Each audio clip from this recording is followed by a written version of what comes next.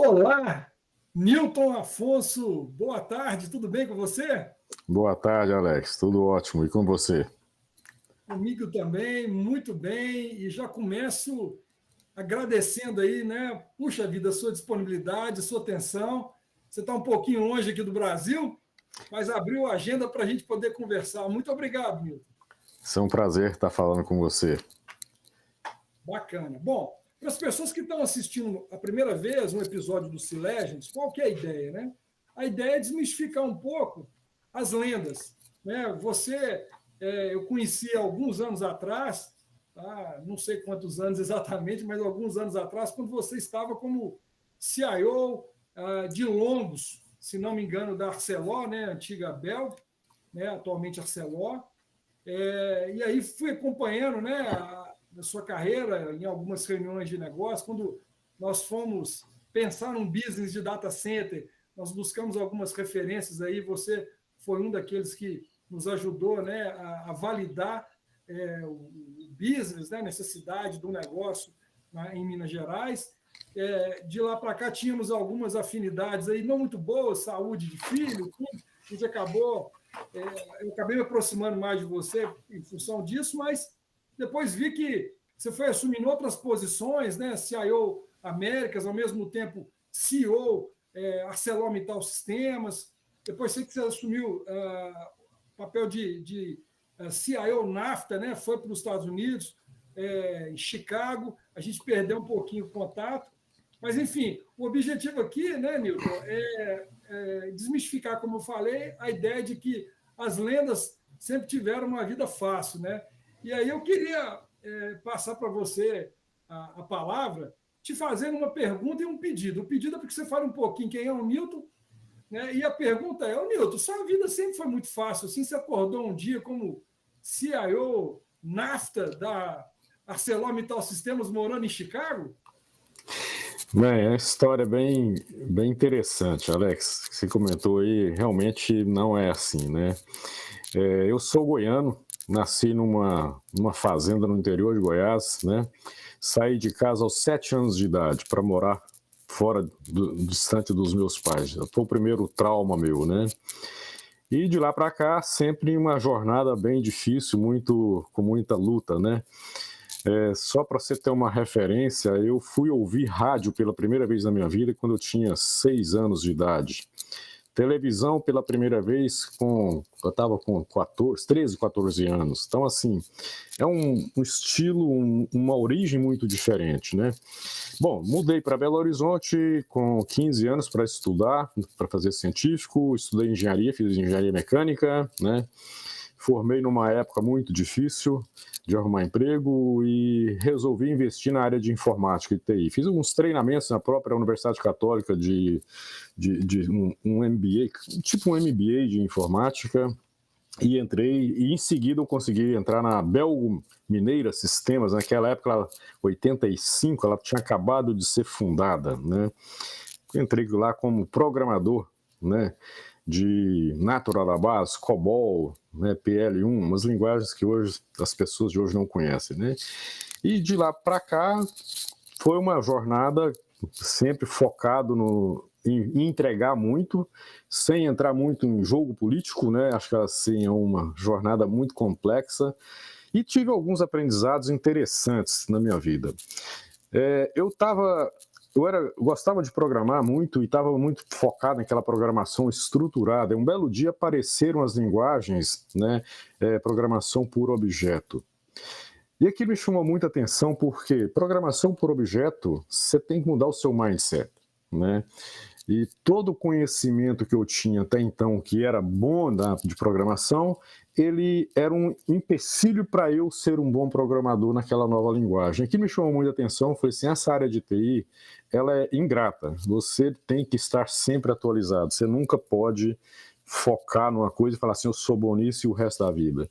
E foi ótimo eu ter esse pensamento, porque até a partir daquele momento eu comecei a me diversificar e também comecei a entrar na área de gestão lá, já gerenciando eu fui gerenciar uma unidade de contagem, né, de TI. E de lá, um belo dia, estava cansado, falei, agora eu vou mexer no mundo SAP. Né? Me surgiu a oportunidade para mim. Larguei a função de gerente e fui ser um implantador de SAP, o módulo de comercial SD, fiz academia. E foi a melhor coisa que eu fiz no mundo, porque a partir daquele momento eu fiz uma ruptura da TI tradicional e foquei uma TI focada no negócio, né? E a partir daquele momento eu comecei a perceber, assim, eu foquei muito em conhecer os desafios do negócio e ver como a TI pode ajudar. E ao implantar o SAP na Belgo Mineira, foi um projeto muito desafiador, 1 ano de projeto, um Big Bang, né, para toda a empresa, foi um projeto de muito sucesso. E depois que a implantamos, eu assumi toda a área de SAP da Belgo Mineira. Então, sim, a partir daquele momento, eu comecei a conhecer a empresa como um todo, porque um ERP te leva a essa visão de você conhecer a fundo os processos de negócio. E quando surgiu a oportunidade para ser o CIO da Belgo Mineira, eu fui, assim, imediatamente chamado para ser o CIO, mas com a função já conheci os processos e a partir daí a carreira continuou. Né? A Belgo foi adquirindo empresas, né? Argentina, né? Depois veio o Arcelor, me tornei CIO Arcelor Longos Américas, depois veio a Mittal, me tornei CIO ArcelorMittal Longos, depois eu sugeri acumular longos e planos nas Américas, foi quando eu tive a oportunidade de mover para Chicago. Né? Eu fui, então, o primeiro CIO dentro do grupo a desafiar uma estrutura que eu tinha 2 CEOs, que eram 2 segmentos, e eu era um CIO único para 2 segmentos. E fui muito feliz nessa decisão de fazer isso, mudar para Chicago, e realmente assumir essas 2 funções, mostrando sinergia no negócio, né? Então, assim, mas sempre muito focado em transformar o negócio e tentar ajudar o negócio a assim, ter sucesso que era necessário, né? Então, é uma carreira que foi, ela, de uma certa forma, eu queria crescer, mas o meu maior objetivo era o desafio, era eu vencer o desafio, né? Era próximo nível, né? Então, no próximo nível vou assumir essa função. E até assumir essa função de CIO Américas era para mim o nível máximo, porque a Arcelor não tinha um CIO global na época, né? Ela tinha só um grupo de CIOs, e eu fazia parte desse comitê, desse grupo de CIOs, então ali estava o grupo todo de CIO juntos, né? De uma certa forma eu atingi o nível máximo, né, da empresa na área de tecnologia da informação, né? E aposentei nessa função aí. Depois a empresa dividiu as áreas aqui nas Américas, em América do Sul e América do Norte, foi quando eu assumi o NAFTA só, e fiquei só no NAFTA, mas foram os últimos 3 anos. E aí também estava muito focado no digital, né? Já não era nem um título mais de CIO, já era o Chief Digital Officer, né? Que já era mais focado na transformação, usando muito a parte de inovação também, né? Então essa foi a carreira aí. Agora estou investindo numa outra linha que é me transformar num conselheiro de empresas, né? Entendeu? Então essa é a fase, nós vamos falar daqui a pouquinho mais. Perfeito, perfeito. Ô, Newton, é uma carreira de sucesso, né? Não tem dúvidas que você teve aí inúmeros desafios, né? E você falou que um dos pilares aí foi conhecer muito do negócio, né? Para ter essa carreira exponencial. Agora, eu queria que você comentasse o seguinte, como é que né? Um executivo desse que, para crescer, naturalmente se envolve com um volume, uma quantidade de pessoas muito grande, não só no Brasil, fora do Brasil também. Quais são os fatores principais, né, nos times que você gerenciou que te ajudaram a atingir esse resultado? É uma boa pergunta. Primeiramente, assim, acho que você, como um CIO, um C-level, né? Você tem que ter um perfil de conhecer um pouco as competências dentro da organização, né? E conhecer as competências, muitas das vezes as pessoas fazem muita confusão, quer trazer para próximo de si as pessoas que você tem mais confiança, que você conhece. E muitas das vezes aquelas pessoas não são as que estão mais preparadas e que são as que melhor poderiam te oferecer resultados, né? Eu sempre tive a felicidade de entender esse jogo e, para mim, separava o lado pessoal e focava muito no profissional. Então, assim, a primeira coisa é entender quem são as boas competências para cada momento. Todas as pessoas são boas, mas para cada momento, em cada situação, você vai ter pessoas mais preparadas e mais adequadas. Então, era tentar usar os recursos corretos. Outra coisa também, Alex, quando você pega uma ArcelorMittal Américas, por exemplo, você tem Argentina, Brasil, Costa Rica, Trindade e Tobago, Canadá, Estados Unidos, México, né? Culturas diferentes, né? E culturas diferentes representa, assim, você saber entender a cultura e tentar adequar o seu objetivo àquela cultura, tá certo? Para mim isso é muito importante. Você não tem como chegar, né, e impor, né? Nós no Brasil temos muito um modelo de gestão top-down. Normal, não tem nada de errado nisso, é muito top-down. Você tem um CIO, o cara chega e fala, ó, eu quero assim, assim, assado. Você vem para a América do Norte, né, Canadá, Estados Unidos, não é top-down assim, é um bottom-up muitas das vezes, as coisas são construídas na base, vai você até levar para cima e lá em cima você chega com vamos fazer isso, né? Então o sucesso depende de você entender essas culturas também e, né, além só das pessoas, e isso é fundamental para que você consiga atingir os seus objetivos, né, e levar o modelo de gestão que você quer. Perfeito. Ô, Nilton, você está nos Estados Unidos, inclusive agora, está num hotel, né, em São Francisco, e você acompanhou aí, acredito eu, de perto, essa questão aí da dificuldade da pandemia também num país como, né, os Estados Unidos. E um dos motivos do Sea Legends, né, o principal motivo é inspirar as pessoas, principalmente nesse momento que algumas ficam desanimados, não só com a questão da pandemia, porque isso é natural, é alguma coisa que a gente não tem muito controle. Mas eu queria escutar a sua opinião, né, em relação a posturas, né, ou atitudes das pessoas em relação aos desafios que elas têm, o que é importante para ela, né, qual é a postura que é importante para que ela possa superar desafios que vão surgindo no dia a dia. Não estou falando da pandemia, mas eu estou dizendo que nesse momento da pandemia, as coisas que parecem que ficam mais difíceis, né? Uhum. Mas quais são as competências, atitudes, né? Vou pegar o RH aí, né? O chá, né? Ou principalmente as habilidades, atitudes que você considera que são importantes para as pessoas superarem os desafios que aparecem no dia a dia? É uma boa pergunta. Para mim, assim, isso valeu também para a minha carreira, né? Você tem que ter uma capacidade de adaptação e de ajuste muito grande. Tá? É fundamental você ter isso, né? Você falou da pandemia, mas eventualmente você está fazendo parte de um processo de aquisição. Eu como belgo, fui adquirido 2 vezes, né? Pela Arcelor e depois pela Mittal. E isso não deixa de ser também um gerador de tumulto, né, que tira você da zona de conforto, né? E você tem que ser rápido em saber adaptar, tá certo? Para mim, agora, qual é o perfil para você se adaptar? Depende de cada situação, né?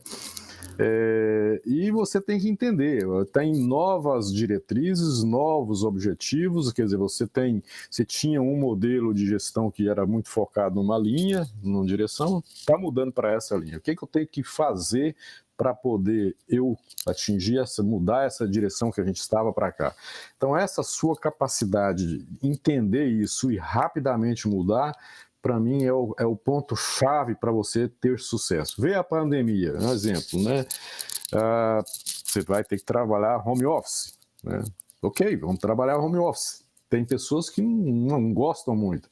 Na Arcelor já era hábito nosso, tudo é home office praticamente, ou mesmo se você estivesse no seu escritório, você estava lidando com pessoas de todas as unidades, toda hora, todo dia, né?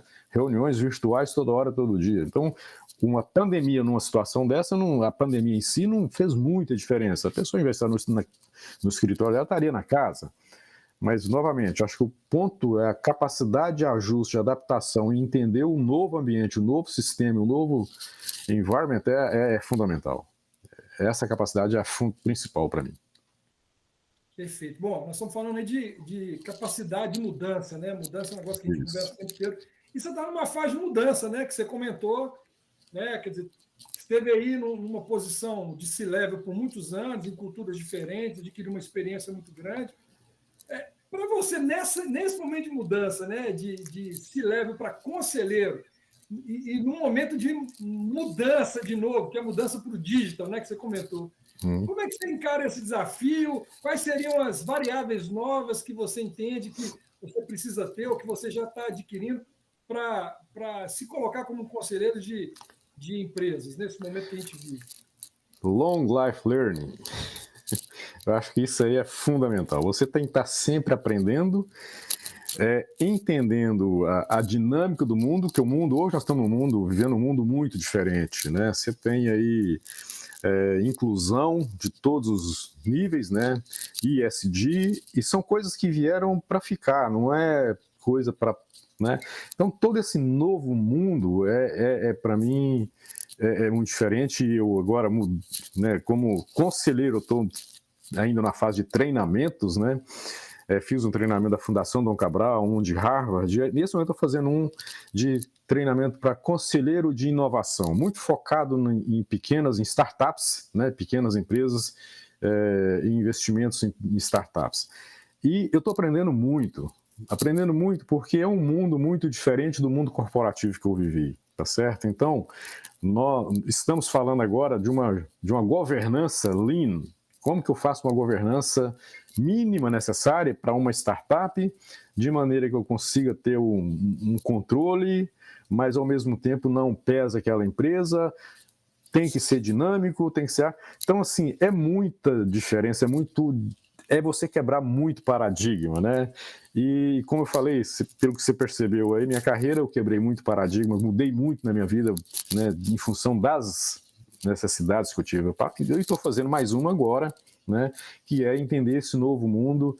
E tem horas que a cabeça dá um nó, mas, poxa, peraí, vamos analisar mais fundo e entender o porquê disso aí, e tentar entender e ajustar, e vamos que vamos. Estamos aí já agora nessa... Estou muito ansioso, eu estou aqui em São Francisco exatamente tentando entender um pouco desse mundo de inovação. Aqui é um dos centros, né, no mundo de inovação, de tecnologia, né? Tem, lógico, outros países também, inclusive Brasil. Estou impressionado com o Brasil, quanto tem de tecnologia nova aí, de gente investindo nisso aí também, muito legal. Então, está sendo desafiador e muito bom ao mesmo tempo.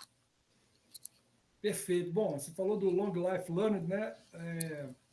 Aprender, né, a vida inteira. Isso. Eu falo que é o seguinte, o único momento que você vai formar é quando você for fazendo a forma, né? Quer dizer, acabou a sua vida, né? Porque se você formar no sentido literal, de fato, você morreu antes de morrer, né? Exatamente. Continuar aprendendo.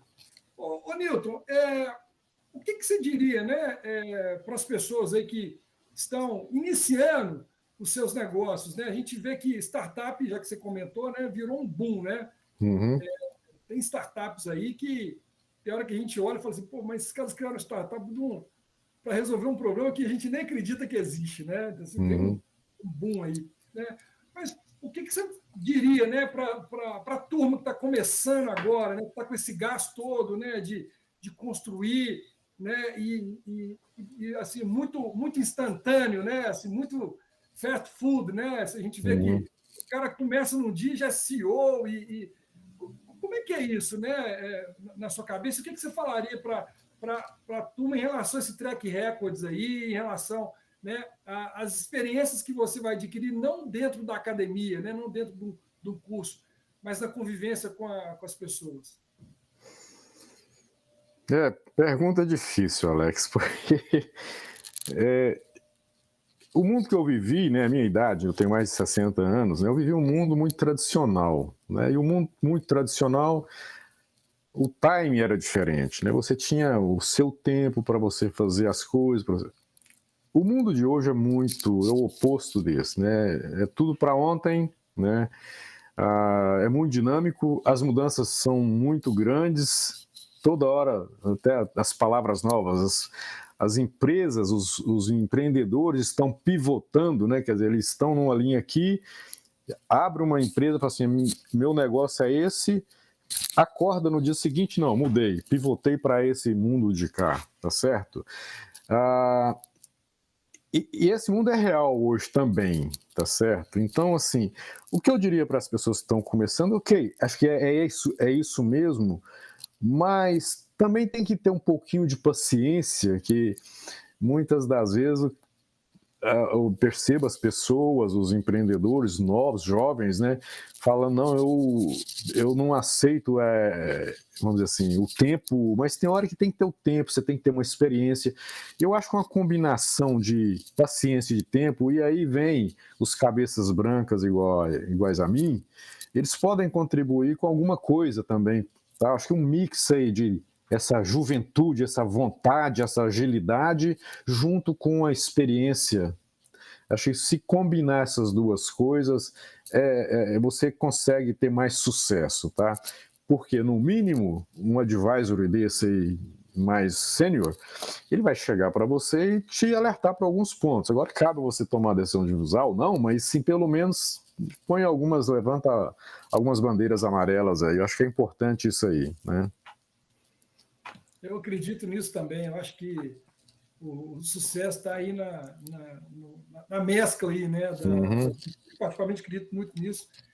Não pelos cabelos brancos, né? O meu também está começando, ainda estou ainda, mas eu acredito demais que a vivência, né? Ela te possibilita evitar erros, né? Tem um grande amigo meu, até entrevistei ele um tempo atrás. Ele falou que o pai dele falava que tinha 3 formas de você aprender, né? Ou você aprender com seus erros, né? Ou você aprender com os erros dos outros, né? Mais barato, né? E tem a terceira forma que não é de aprender, são aquelas pessoas que não aprendem de jeito nenhum, né? Continuam errando. Bom, e em cima desse contexto, mas mudando um pouquinho, né?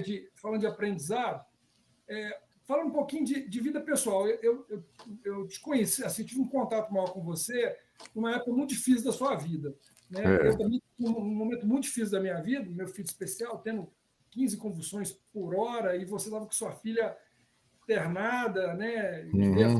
Inclusive. Mas, ao mesmo tempo, você vivendo um desafio nessas posições executivas, né?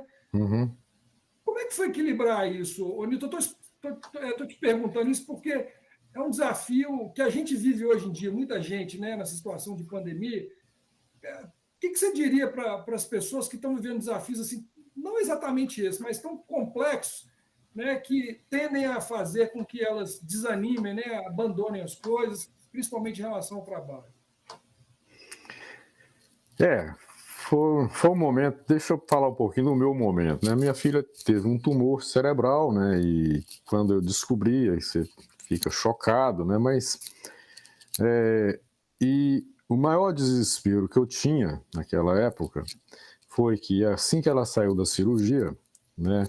Eu pedi para um médico que era, na época, um dos maiores especialistas de Belo Horizonte, que era o Guilherme Cabral. Ele não operava mais, mas ele pedi para ele participar da cirurgia. Aí fui lá conversar com ele após a cirurgia e ele me falou uma coisa que nunca saiu da minha cabeça.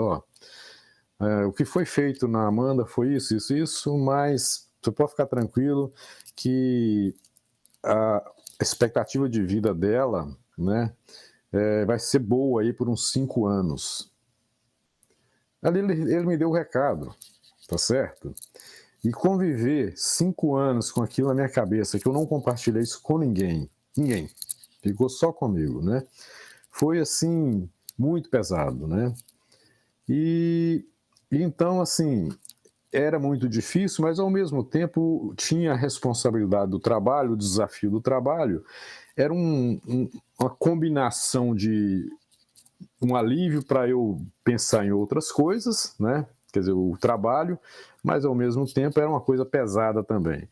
E como eu comentei no início, como eu tinha um grupo de pessoas que trabalhavam comigo muito competentes, então assim, isso me dava um conforto, porque as coisas não iriam parar, tá certo? Acontecesse amanhã, precisasse dar um suporte maior para minha filha, eu iria fazer isso com tranquilidade. E assim aconteceu. Então essa combinação ela foi importante para mim. E eu diria que hoje qualquer que está me vendo em momentos difíceis, tentar botar um equilíbrio aí também da vida pessoal com o trabalho, né? Evidentemente, o trabalho você tem a sobrecarga muito grande quando você pega certas posições, né? São muitos desafios, mas aí você ter um time legal é a chave de tudo, né? E você vai saber buscar esse equilíbrio, vai acontecer naturalmente. Eu não sei te dizer a fórmula, o como, mas é momentâneo ali, você vai entendendo e as coisas acontecem. Então, isso aconteceu na minha vida inteira. Né? Mudando para Chicago, por exemplo, você tinha desafio de cultura, família veio, né? Não era fácil, né? Também não deixa de ser um desafio. Aí você tem que tentar botar um equilíbrio nessas coisas aí, né? Então eu acho que o equilíbrio, e ele acontece cada momento vai ser requerido de uma forma diferente, né? Entendeu? Ô, Newton, assim, muito bom assim, escutar. Eu costumo falar com as pessoas que essas entrevistas costumam ser MBAs expressos, né? Porque, de fato, a gente aprende. Às vezes, a gente escuta coisas que a gente já sabe, né? Mas com uma outra conotação, dentro de um outro contexto, que trazem um aprendizado muito grande, né? Eu queria, assim, para fechar, né? Para não postergar muito o seu tempo aí, sei da sua agenda aí, mas você quer deixar uma mensagem final, né, para as pessoas, com o objetivo, né, de seja como um conselheiro ou como inspiração, enfim, fica à vontade. Bem, o que eu sempre prego para as pessoas assim, o sucesso para mim depende muito primeiro você ser ético, né? Ético com você mesmo. Acho que isso é um ponto crucial para você ter o sucesso. E isso te leva a ter ações, atitudes que demonstram muita responsabilidade, muita coerência no que você faz. E a percepção que as pessoas têm de você, para mim, é o ponto-chave do seu sucesso, tá? Então, achei assim, a ética, com a sua atitude, né? O que você faz, as pessoas vão te perceber e aí você está preparado. Evidentemente que a parte técnica, preparação técnica, essa nem se fala, ela é para mim, pré-requisito, tá? O adicional é esse modelo seu de você ter a deixar a sua imagem como uma pessoa que saiba entender o mundo como um todo, né, de forma ética e coerente com as suas atitudes. Perfeito, perfeito. Newton, obrigado demais. Queria, né, ratificar aqui a admiração, né, que eu tenho por você. Acho que a gente nunca chegou a fazer um negócio, não me lembro. Talvez não. Sim, talvez não, mas acho que não, né? Acho que não. Mas você vê que não necessariamente tem que existir, né? Exatamente. Mas que construir uma relação aí, né, de amizade, e enfim, né, parabenizo aí você pela história, desejo sucesso aí total nessa jornada, tenho certeza que será, né, que Deus continue te abençoando aí, né, na sua vida pessoal, enfim, na sua profissão. E estamos disponíveis aí para aquilo que for necessário, tá bom? Ok, muito obrigado pela oportunidade. Foi muito bom estar falando com você e com o seu público aí. Parabéns pela iniciativa. Gostei muito. Tá, joia. Obrigado demais. Um abraço. Nada, um abraço. Tchau. Tchau, tchau.